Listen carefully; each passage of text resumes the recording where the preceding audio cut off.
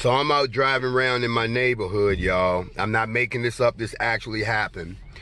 And I happen to see this white dude come jogging by. And I'm gonna show you just how the whole Arbery shit played out. I saw this guy, I ain't never seen him before. He running through the neighborhood. I don't know, maybe he done stole something. Now y'all look at this bruh right here. Look at all this shit this dude is running with. Keep my man out. He training for something. Y'all see my man's right there, right? All right. Now, if I jump out the truck right now, watch this, watch this, watch this, watch this, watch this, watch this, watch this, watch this. It's obvious this brother is training for something. He's training for something huge. He got all his gear on and he's running.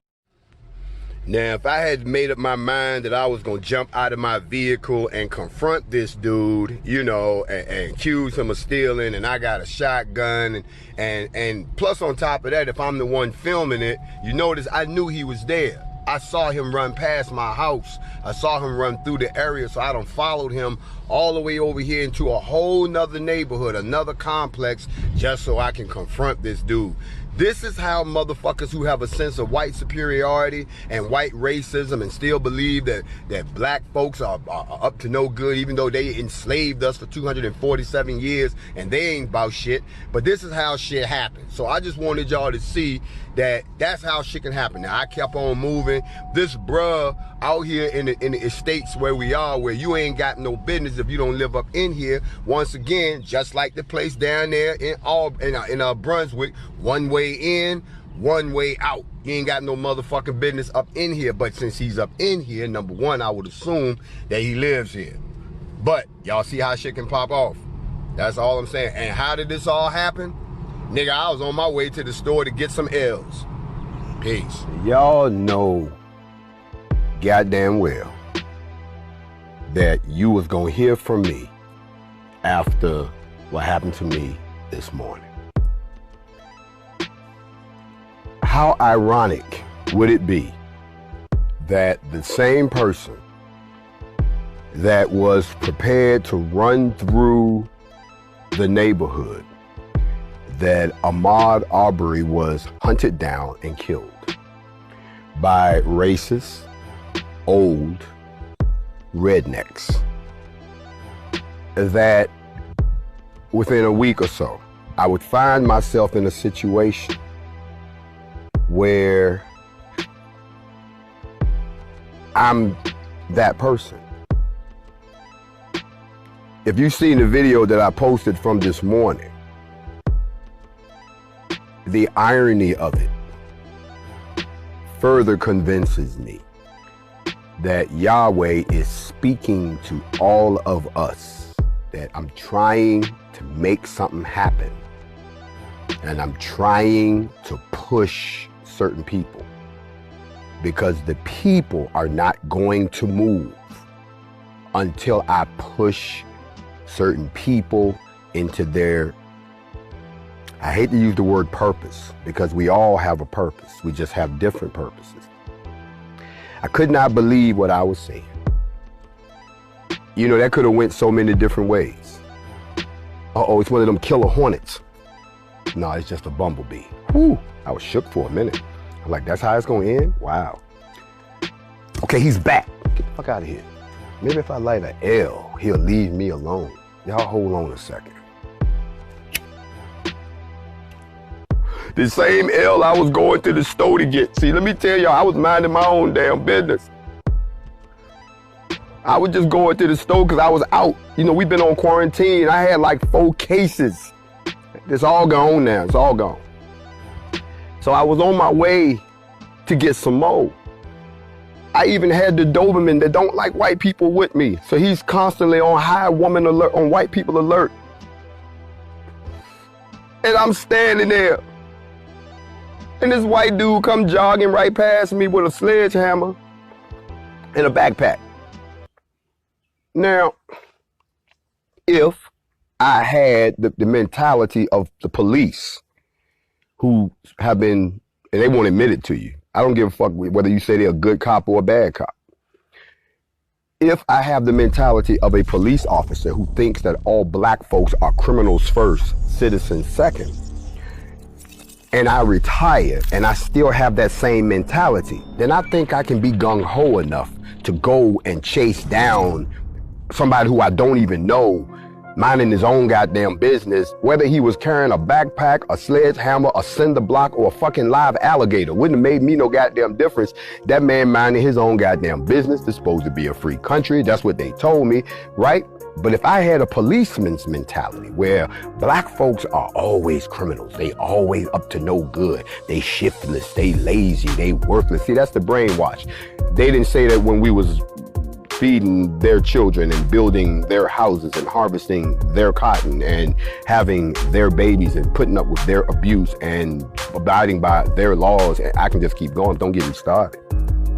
But that's not my mentality. My mentality is I'm ex-military. And I understand that when you're training for certain events, you do put on a lot of extra weight, and we put on backpacks and we run with bricks and cinder blocks, because that way when you go to run across the real terrain, your muscles are much stronger. So that's what I thought. Well, damn, what is he training for? I even thought it. You heard me say, what the dude training for? But then I thought about it. White dude running through through an affluent black neighborhood, because see, all us around here got bread. And it's all us. But he running through here just running. And I was already leaving. I wonder how he would feel if I rolled up on him, jumped out. What are you doing here? What you doing around here? That man got a sledgehammer in his hand. I would have had no choice but to shoot that motherfucker. And then I'd have been on the TV talking about it was self-defense. He was running through my neighborhood. I thought he was stealing. You think they would have believed my black ass? They'd have had breaking news. That shit would have interrupted game shows. It would have interrupted The View. You've been looking at the playoffs. That shit would have cut right in. We interrupted this program. The Nfac is not fucking around coalition founder has been arrested for what he calls self-defense of a white man jogging through his neighborhood. But because he's black, you know, we got to have some other folks come forward. We don't believe you. We need more people. That could have went so many ways. But what I've just proven to America, and thank you, Yahweh, for putting me in that position. You have to understand that the only reason that Ahmaud Arbery is dead is because of the mentality of the people who engaged him. Because my mentality was not to jump out and confront this man and accuse him of a crime that I had no knowledge of just because he happened to be in my affluent black neighborhood. My mentality was different. When I jumped out the truck, y'all saw what he did. He waved and kept it moving. He didn't know what the fuck I was gonna do. Now, if I had jumped out the truck with an AR-15 or a shotgun and a pistol, this motherfucker would have been like, for real, I'm the motherfucking sacrifice? Yes, nigga, you the sacrifice. Okay?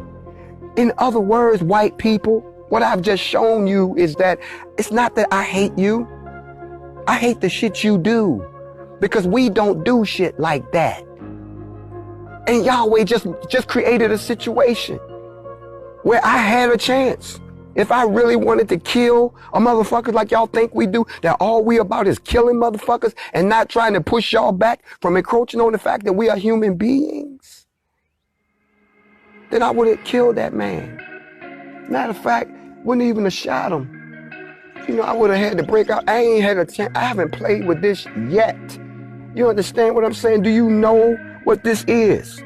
Do you understand that y'all ain't the only ones that's sitting on a lot of exotic ways to take motherfuckers apart just because you don't like them? Y'all not the only ones that can think of devious things to do to deprive a person of their dignity, deprive them of their humanity, and then deprive them of their life. Now, it's a lot of reasons where you might run up on somebody with something like this, but me personally, I like it because I can hide my weed in here and they'll never know when they ask me why I got this big old knife in the car. But anyway, that's beside the point. I could have done something to that boy, but I didn't. So if you a racist and you in your heart want to kill a black person, you gonna grab a gun. See, I'm from the days where we would just jump your ass and put hands on you. And that was enough to hold you till the cops got there. You would have wished we had shot you. we'd have beat the brakes off your ass. I'm broke in Miss Jones' house down here, knowing that lady on a fixed income. Y'all understand what I'm saying? I could not believe that Yahweh put me in that position this morning. And I'm filming the dude, and if you notice, there was no way that I could film him and shoot him at the same time. The dude pulling up the rear had to get it on tape because he already knew it was about to go down. So I don't care what I hear in the courtroom now.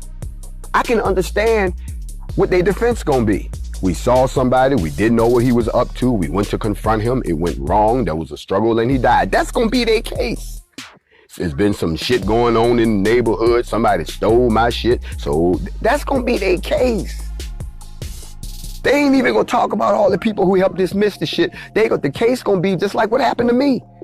If my mind said, let's just say it was the day after I got back.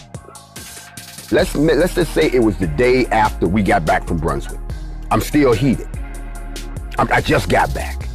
I'm still taking off all the shit. And here come this white dude running through the neighborhood with a sledgehammer and a fucking backpack. And I'm dressed like motherfucking Rambo. How you think that would have turned out? Because my mindset would have still been on the fact of what happened to dude. But I got up this morning just to smoke an L, and as y'all can see, let me show you. Hold on, tip tap. I'm out here by the lake chilling. I ain't bothering nobody. I just wanted to go and get me some. I'm out of L's. I'm trying to enjoy this, what really is a black holiday. If y'all don't know the history of Memorial Day, it was actually started in Charleston, South Carolina by a bunch of African Americans to honor black soldiers. See, white people always piggybacking some shit now. Now everybody off. So I'm out here by the lake chilling, you know what I'm saying, minding my business. And I decide that what I wants to do, I'll turn this motherfucker back around. There you go. I decide I just want, and this is what I saw. And you know what's even more ironic about this? It happened around the same time. This is the same time of day. 10:30, 11:30 in the morning, people just getting up, you know what I'm saying? This just happened. But thank you, Yahweh, for putting me in the position where I understand. Now, somebody said, well, maybe the white boy was running through the black neighborhood to prove a point. Nah, no, because the same thing I told you about Satilla, whatever the fuck they call it, is the same thing about where I am. There's nothing anywhere near here. So unless you marathoned your way from a long ways away across nothing to get here, then came into our area, which is one way in, one way out. No, motherfucker, he over here is seeing somebody. And that's a whole nother story for another time. We'll hunt the sister down that's guilty, or whoever, I don't know who doing it, but that motherfucker is around here somewhere because we have all types of real estate out here. We have homes, we have condos, we have townhouses. It costs a little bit to live out here, so it's acceptable that the white man has found his way, but to be running down my street, and you know I gotta give y'all the comedy. Here come the comedy. You know I gotta give you some comedy. The comedy of this shit is, if this video goes viral of me stopping this dude and he sees it, one of his friends gonna come to him and be like this. Hey, Bobby, can I talk to you a second? See, they got that wet weed that don't light right away. And he gonna say, you know that dude that stopped you on the road? Be like, yeah, the guy that said he was taping? You don't know who that was? He'd be like, what? The dude that's jumped out the vehicle that stopped you, that is the leader of the not fucking around crew. What? You know the dude that said I'm gonna run through your neighborhood so they gonna shoot that motherfucker we was laughing about last week? That's the motherfucker that jumped out. You ran. Do you know who ran up on you, bro? You better be glad that motherfucker was in a good mood, dog. Or we be talking about you. We be out there protesting. It's not right what they did to, you know, whatever the nigga name. His name like, probably got some fucked up name like Biff or Brad, or it's fucked up Free Brad, all that bullshit. Got shot down. Do you know how lucky you was, bro? That the dude that ran up on you, Yahweh brought him to you, but Yahweh protected your Edomite ass. He has no idea. See, this is when you hear people preach, he protects you from danger seen and unseen. He had no idea what kind of danger he was in. Because if I had popped that boy and filmed it and posted it, everybody in this country will be sitting there like, these motherfuckers are really not fucking around. That's my word to y'all. That's my word. I had to come talk to y'all real quick about what just happened. I ain't got to talk about it. I done lived it. And y'all know how much heat I'm holding. He had no idea. But my mindset was not that of a racist. My mindset was not of that somebody who has prejudging stereotypes of you. My mind was that you somebody minding your business, and you could very well be taken or mistaken for anything else. I don't know. But at the end of the day, I had to come talk to y'all about this because now I'm further convinced about what I witnessed down in Brunswick, and now what I just saw where I am and how this could be misconstrued, the whole 9 yards. If it could happen to him, it could happen to you. If it could happen to you, it could happen to me. Y'all think about that. For all of y'all who got a chance to catch the Spear of Yahweh teaching that I did the other night, it is no longer available on IGTV. It has been moved to my YouTube channel with all of the right edits and captions that we like to do. If you're waiting on part 2 of the Spear of Yahweh, don't forget to tune in for that tomorrow at 8 p.m. Eastern Standard Time, right here on IG Live. I'll be breaking out the other half of why we are the Spear of Yahweh right now, while all of this is happening, because we are the Spear of Yahweh. If you have been a teacher, if you have been a pastor or a preacher, if you have been a minister to the people, thank you. Your job is over right now. Y'all can take your seats. That's what he's doing. He's sitting you all down, because now he's bringing onto the scene those of us who can see across all spectrums, who can see across all belief structures, who can see across all of these diverse groups and see the commonality that we have to unify together, so that we can now take the step out of the 400-year curse that we've been under. It's not going to happen automatically. We have to do it ourselves. And he's picking certain people to do certain things. And some of you all are the tip of the spear of Yahweh. We're going to talk about that on the next Facts Over Feelings. If you missed part 1, it's now available on YouTube. Please go to my YouTube channel. It's in my bio. The link is there. Go check it out. Other ones, join me back here tomorrow night. Make sure you have the text that we studied from. Make sure you have the right version. Don't bring a forgery. Don't bring a fake. Don't bring a white man's reinvention. Don't bring me somebody else's version. Bring me the original Aramaic, Sumeric text with you, so we can examine what we worshiped before we was turned into slaves, who we tracked and who we followed, and what methodologies we practiced before they turned us into slaves. I hope y'all will join me. In the meantime, let me shift gears real quick for all of my NFAC members, and you know who you are.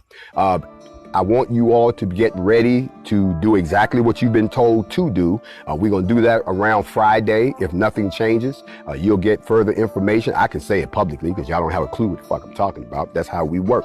And I also want y'all to know one other thing. If y'all hear somebody calling us the no fuck around crew, check them.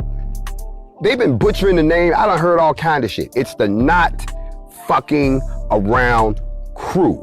But with other folks, we are the not fucking around coalition. If you haven't changed your IG picture just for a day or two to show that you support us, please do. If you don't have it, the logo, hit me up. I'll send it to you right on the DM. Throw it up there for 24 hours just to show that black folks can do one thing together. If we can't change an IG picture together for 24 hours, how the fuck y'all think we're gonna overcome 400 years of oppression, 24 dynasties lost, and 14 centuries of enslavement because of the curse that we live under? I bid y'all peace and blessings and much light to you. If you have any direct questions about joining the NFAC, drop your email into my inbox, and we'll start you through the vetting process. Current membership now stands at 15,842. We are now taking the second round. Please, if you have legal issues, feel free to share them with us. A lot of the stuff we can actually get cleared up for you. We've done that for a few people. But if you know for a fact, and a big shout out to my GB boys, big shout out to my Florida GBs, big shout out to my folks in the Caribbean, my folks in Jamaica, big shout out to all of my dirty boys. Y'all know who you is. My dirty boys, we in alignment. Big shout out to all my C's, all my Crips, everywhere, all over the nation, because you are my security force. Big shout out to my B's, all my bloods. That's the other half of my security force. See, y'all never thought that we would get together and stay together. But to my shouters, big shout out to all of y'all. You see, all of these people are coming under Interfaith C, because it can't no one group save us. We got to save ourselves. Sisters, when you see how your brothers is about to stand up, we gonna make you proud. Brothers, y'all know what time it is. And like I said before, it's okay. If you're not built like us, if you don't want to get your hands dirty, if you still a mama's boy, that's cool. Just keep your punk ass to the side and let the rest of us go to work. And for the rest of y'all who want to continue to teach from the proper perspective of Yahweh. And stop trying to inject your own doctrines and philosophies because you want people to think of you as important. None of us are important. Not even me. I'm just the messenger. I always leave y'all with this question. If you met YAHAWAH, if Yeshua came back to talk to you, would you know his voice if you heard it? Shalom.